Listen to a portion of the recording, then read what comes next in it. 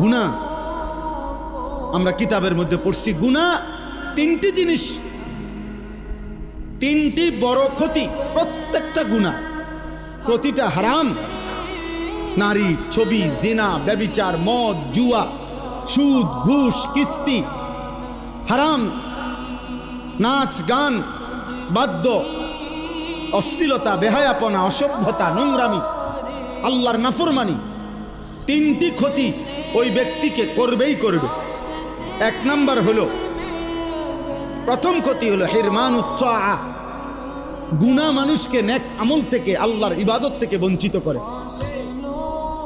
দুই নাম্বার হিরমানুল ইলম, গুনাহ মানুষকে কোরআন সুন্নাহর ইলম থেকে বঞ্চিত করে। তিন নাম্বার হিরমানুল, একটা বললাম কি যে তার ইলম দূর করে দেয়।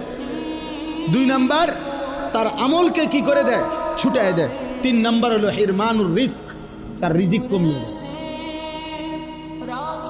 গুনাহ অভাব নিয়ে আসে, গুনাহ অভাব নিয়ে আসে। তুমি টের পাইবে না, হয়তো তোমার জেনারেশন তোমার পরে কষ্ট পাবে।